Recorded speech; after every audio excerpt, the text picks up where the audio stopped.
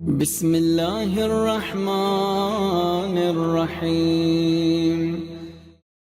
مومنین کرام، جو اعمال ہم بجا لاتے ہیں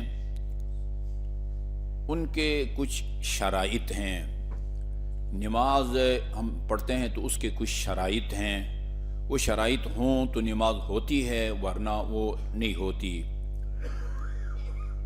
نماز میں انسان کا باوضو ہونا شرط ہے، بغیر وضو کی نماز نہیں ہوتی۔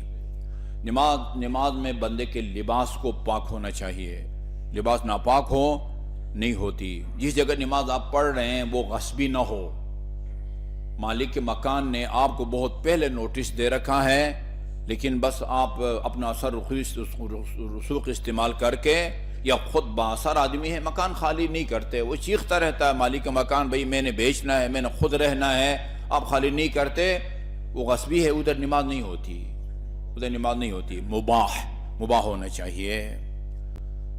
اچھا، یہ جو شرائط ہیں، یہ شرائط کچھ شرائط وہ ہیں جو اس عمل کو انجام دینے سے پہلے حاصل ہونا چاہیے۔ یہ خالص علمی بات ہے، نکتہ ہے جو آپ کی خدمت میں عرض کر رہا ہوں، میں عام فہم الفاظ میں اس کو بیان کروں گا۔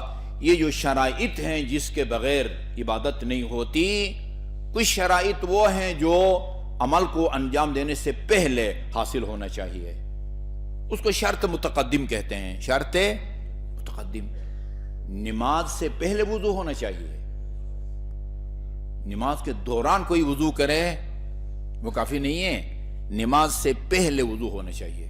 ایک شرط ہے جو آپ کی نماز کے دوران، نماز کے آغاز، نیت سے لے کر بس السلام علیکم ورحمۃ اللہ وبرکاتہ تک اس شرط کو ہونا چاہیے۔ وضو شرط متقدم کہلاتا ہے، یعنی نیت سے پہلے آپ کو باوضو ہونا چاہیے۔ ایک شرط وہ ہے جو دوران نماز، نماز کے آغاز سے لے کر اور نماز کے اختتام تک، بہت ساری ہیں۔ مثال ہے استقبال، اردو میں استقبال کوئی آنے والے کو ویلکم کہنے کو کہتے ہیں، عربی میں فقہ زبان میں استقبال قبلہ رخ ہونے کو کہتے ہیں، ٹھیک ہے نا۔ جانور کو ذبح کرتے وقت اس کا استقبال ضروری ہے، یعنی وہ قبلہ رخ ہونا چاہیے، یا یوں بالکل سر اس کا اوپر کر کے جیسے مرغی کو ذبح کرتے ہیں کہ اس کا پورا اگلا حصہ جو ہے وہ قبلہ کی طرف، وہ بھی ٹھیک ہے، لٹائیں اور اس کا اگلا حصہ قبلہ کی طرف، وہ دونوں شرط ہیں۔ ہمارے ہاں شرط ہیں، میں نے کافی ادھر ادھر ٹیلی فون کر کے پتہ کیا اہل سنت برادران کے ہاں شرط نہیں ہے، استقبال شرط نہیں ہے۔ کافی مدارس میں نے وہ ڈائری سے جو ہے نا، ڈائریکٹری سے پتہ کیا، وہ کہتے ہیں کہ ہو جائے تو اچھا ہے، نہ بھی ہو تو ہو جاتا ہے۔ ہم نے وہاں قربانی کے دوران دیکھا ہے، جہاں پر وہ قربان گاہ ہے، جہاں اونٹ، گائے وغیرہ، بھیڑ بکریاں جمع ہوتی ہیں، وہ کوئی ادھر رخ کر کے کر رہا ہوتا ہے، کوئی ادھر کر رہا ہوتا ہے، کوئی ادھر کر رہا ہوتا ہے۔ ادھر اتوار بازار میں آپ دیکھیں گے یہ مرغیاں وغیرہ بیچتے ہیں، جدھر وہ گلا کاٹ کے گھڑے میں پھینکتے ہیں، ادھر جگہ اس طرح کی بنی ہوئی ہے تو اس کو سپیشل کہنا پڑتا ہے، بھائی یہ تھوڑا سا ترچھا بیٹھ کے جو ہے ذبح کرو۔ تو یہ استقبال، دور نہ نکل جاؤں کہیں، استقبال ایسی شرط ہے کہ وہ نماز کے آغاز سے لے کر السلام علیکم ورحمۃ اللہ وبرکاتہ تک آپ کو قبلہ رخ ہونا چاہیے، یا نیت سے پہلے ہی آدھا گھنٹہ یا 2 منٹ پہلے آپ کا قبلہ رخ ہونا ضروری ہے۔ نہیں، دوران نماز ادھر ادھر دیکھ رہے تھے، سیدھے کھڑے ہوں اور اللہ اکبر، اس کو کہتے ہیں شرط مقارن۔ کیا کہتے ہیں؟ شرط مقارن، یعنی وہ شرط جو عبادت کے دوران اس کو ہونا چاہیے۔ ایک شرط کو کہتے ہیں شرط متاخر، وہ آپ کے عمل کا جو خاص نتیجہ ہے وہ اس صورت میں آپ کو ملے گا کہ عمل کے فارغ ہونے کے بعد آپ یہ کام کریں۔ ایک خالص فقہی مسئلہ ہے، اس کی تفصیل میں نہیں جاؤں گا چونکہ میرے لیے سمجھانا مشکل ہو جائے گا۔ یہ جو ہمارے خواتین کو 3 قسم کے خون آتے ہیں، خون حیض ہے، خون نفاس ہے، یا خون استحاضہ۔ نفاس جو ڈیلیوری کے دوران آتا ہے، اچھا حیض جو ہر مہینے میں اپنی عادت کے مطابق 6 دن 7 دن آتا رہتا ہے، یہ حیض ہے۔ استحاضہ ان دونوں خونوں کے علاوہ باقی جو خون بھی آتا ہے، حتیٰ 60 سال 80 سال تک بھی اگر آتا ہے تو وہ خون استحاضہ ہے، اس کے اپنے احکام ہیں۔ ان میں بعض اوقات خاتون کی نماز اس صورت میں صحیح ہوتی ہے کہ نماز پڑھنے کے بعد وہ غسل کرے۔ بات سمجھ آ رہی ہے نا؟ اس کو کہتے ہیں شرط متاخر، عبادت انجام دینے کے بعد اس نے ایک عمل انجام دینا ہوتا ہے۔ آج میں صبح ایک خطیب کی سن رہا تھا، وہ کہتے ہیں کہ وہ نماز کی جس کے بعد آپ تسبیح حضرت زہرا پڑھیں، آپ کو 1000 نمازوں کا ثواب ملتا ہے۔ نماز آپ نے پڑھ لی، ماشاءاللہ قرات بھی ٹھیک ہے، ذکر رکوع وغیرہ سب کچھ ٹھیک ہے جی، قبول بھی ہو گئی آپ کی نماز، بری الذمہ بھی ہو گئے، ٹھیک ہے، بری الذمہ بھی ہو گئے، لیکن 1000 نمازوں کا ثواب تب ملے گا جب نماز کے بعد تسبیح حضرت زہرا پڑھیں۔ تسبیح حضرت امام جعفر صادق فرماتے ہیں ہم اپنی اولاد کو اس طرح تسبیح حضرات سکھا کے اس کا پابند بناتے ہیں جس طرح 5 وقت کی نماز کا ہم ان کو پابند بناتے ہیں۔ چھوٹے چھوٹے بچوں کو بھی، کوئی بچہ، یہ میرا خیال اس بچے کو بھی یاد ہوگا صلوات، اس کو صلوات یاد ہے، شرماتا ہے، باقی یاد ہے، سب بچوں کو یاد ہے۔ اس کو کہتے ہیں شرط متاخر۔ جو چیز میں آج بیان کرنے لگا ہوں وہ یہ ہے کہ انسان کی عبادات، ساری زندگی کی عبادات، وہ چاہے واجب ہوں یا مستحب، وہ تب خدا کی بارگاہ میں قبول ہیں اور ان کا ہم کو فائدہ ملے گا جب انسان کی روح جب اس قفس عنصری سے پرواز کرے نا، وہ صاحب ایمان ہو۔ یہ صاحب ایمان ہونا شرط متاخر ہے۔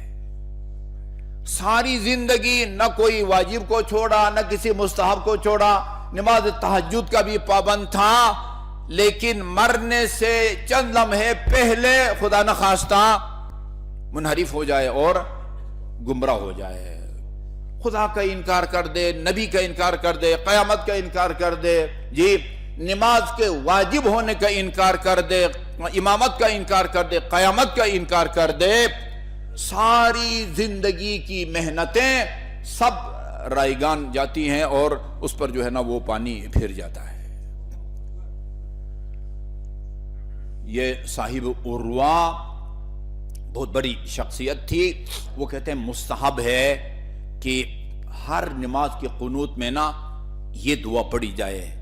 یہ ویسا تو یہ جو انسان کے انجام بخیر ہونے کا جو عمل ہے نا، توضیح المسائل وغیرہ میں بھی لکھا ہوا ہے، وہی رضی، جس میں 12 اماموں کے نام ہیں اور آن حضرت کی رسالت کا اقرار ہے، اسلام کا اقرار ہے، قرآن کا اقرار ہے۔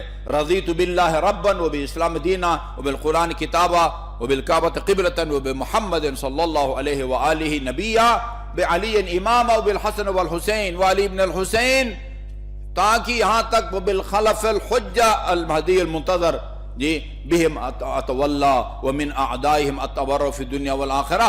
اس کے بعد 3 دفعہ اس دعا کو پڑھنے کا حکم ہے۔ اللہم ارزقنی العفو، اللہم انی اسألک العفو والعافیۃ والمعافاۃ فی الدنیا والآخرہ۔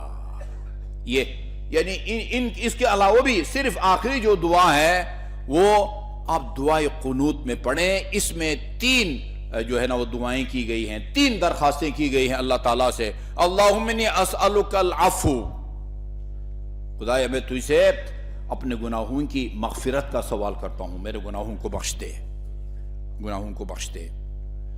والعافیہ، صحت بہت بڑی نعمت ہے، گناہوں کی مغفرت کی دعا کرتا ہوں، والعافیہ، اور صحت کی دعا کرتا ہوں، والمعافات فی الدنیا والآخرہ، یہ دنیا و آخرت دونوں میں، یعنی اپنے دین و دنیا کی سلامتی کی جو ہے وہ میں تجھ سے دعا کرتا ہوں۔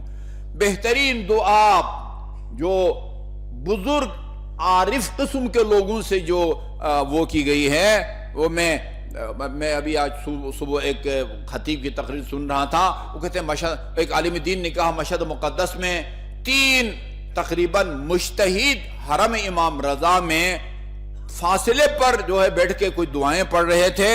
میں نے ایک ایک کے پاس جا کے پوچھا، بہترین دعا اگر اس کے بارے میں کہا جائے کہ جو دعا مانگو گے قبول ہوگی، کون سی کرنی چاہیے؟ جس کا قبول ہونا کنفرم ہو۔ الگ الگ پوچھا، ایسا نہیں کہ انہوں نے میٹنگ کر کے اتفاق کیا ہو، نہیں، سب سے پوچھا، انہوں نے کہا کہ عاقبت بخیر ہونے کی دعا کرو۔ اللہم اجعل عواقب امورنا خیرا۔ وہ کہتے ہیں آیت اللہ محمد رضا گل پائیگانی قم کے بڑے مراجع کرام میں سے، تو ان سے پوچھا گیا بہترین دعا کون سی ہے؟ اگر کہے کہ جو دعا کرو میں قبول کروں گا، ہمیں کون سی دعا مانگنی چاہیے؟ رزق روزی کی، اولاد کی، ہمسر کی، مکان کی، ہاں حتی سلامتی کی؟ فرمایا نہیں، یہ دعا کرو کہ تمہارا انجام بخیر ہو۔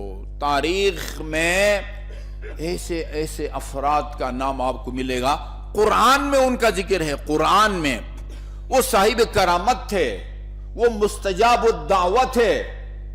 بعض اماموں کی طرف یہ جملہ منسوب ہے، انا مستجاب الدعوہ، میں وہ ہوں کہ جس کو دعا کو خدا قبول فرماتا ہے۔ وہ کوئی معمولی اعزاز نہیں ہے کہ انسان کی دعا کو اللہ تعالیٰ قبول فرمائے، وہ مستجاب الدعوہ تھا۔ معذرت کے ساتھ کوئی چارہ نہیں ہے نام لیے بغیر، اللہ تعالیٰ نے اس کو ایک ناپاک حیوان کتے سے تشبیہ دی ہے، کتے سے، وہ بلعم باعور ہے۔ اب پڑھیں، تفسیر ہوگی نمونہ وغیرہ، سورہ اعراف کے آیت نمبر 186، یہ صاحب کرامت تھا۔ خدا نے اس میں قرآن میں ہے کہ ہم نے اس کو اپنی نشانیاں دی ہیں، یہ انبیاء کے بارے میں ہے، نشانیاں دی ہے۔ وَلَقَدْ أَرْسَلْنَا رُسُلَنَا بِالْبَيِّنَاتِ، ہم نے اپنے رسولوں کو بھیجا ہے تمہاری ہدایت کے لیے، بالبینات، معجزات دے کے بھیجا ہے۔ وَآتَيْنَا مَهُمُ الْكِتَابَ وَالْحِكْمَةَ لِيَقُومَ النَّاسُ بِالْقِسْطِ، اور ان کو کتاب دی ہے، حکمت دی ہے، تاکہ لوگ اس نبی کی قیادت میں معاشرے کے اندر عدل اور انصاف کو قائم کریں۔ آیات معجزات کو کہتے ہیں۔ آیات اللہ تعالیٰ ہر کس و ناقص کو نہیں دیتا، انبیاء کو معجزہ کے طور پر دیتا ہے تاکہ لوگوں کے سامنے اپنے معجزہ کا مظاہرہ کر کے اپنی نبوت کو ثابت کر سکے۔ اس شخص بدبخت کے بارے میں خدا فرماتے ہیں ہم نے اس کو آیات دی تھی، لیکن وہ فرعون کی باتوں میں آ گیا۔ فرعون نے کہا بھائی موسیٰ کی تلاش میں نکلنا ہے، موسیٰ کی باتوں میں آ گیا اور وہ اس کی تلاش میں نکلا، اپنے گدھے کے اوپر سوار ہوتا ہے موسیٰ کو تلاش کرنے کے لیے۔ گدھے نہیں چلتا، مارتا ہے گدھے کو اور وہ نہیں چلتا۔ یہ کہتے ہیں یہ اس کتے کی طرح ہے، جی ہاں، کہ اس کو جو ہے نا وہ بلاؤ تو بھی جو ہے نا وہ پتہ نہیں اپنے وہ اپنی زبان کو باہر نکالتا ہے، کچھ بھی نہ کہو تو بھی زبان کو بلاتا ہے۔ یعنی عالم بے عمل کہیں، اللہ تعالیٰ نے عامل بے عمل کو اس ناپاک حیوان سے جو ہے نا وہ تشبیہ دی ہے، جو وقت آخر صاحب کرامت تھا، مستجاب الدعوہ تھا، لیکن عاقبت بخیر نہ ہو تو یہ ہوتا ہے، فرعون کا تابع فرمان بن جاتا ہے اور حضرت موسیٰ کے تعاقب اور ان کی وہ تلاش میں نکلتا ہے۔ اللہ تعالیٰ نجیس العین حیوان سے اس کو جو ہے نا وہ تشبیہ دیتا ہے۔ کوشش کریں کہ ہم سب عاقبت بخیر اس دنیا سے اٹھیں، اور اس کے لیے جہاں اور اعمال ہیں یہ اس کو پابندی سے پڑھا کریں نماز کے اندر، ٹھیک ہے نا جی۔ یہ رضیت باللہ ربن مفاتیح کے اندر لکھا ہوا ہے۔ اللہ تعالیٰ ہم سب کی عاقبت بخیر فرمائے۔ بہت سارے گناہ ایسے ہیں کہ جن کے نتیجے میں انسان اپنے عقیدت سے وقت آخر ہاتھ دھو بیٹھتا ہے۔ اس سے پہلے بھی نمونے بیان کر چکا ہوں اور آئندہ بیان بھی کروں گا۔ بعض گناہ ایسے ہیں کہ جن کے نتیجے میں انسان وقت آخر اپنی بنیادی عقائد کا منکر ہو جاتا ہے۔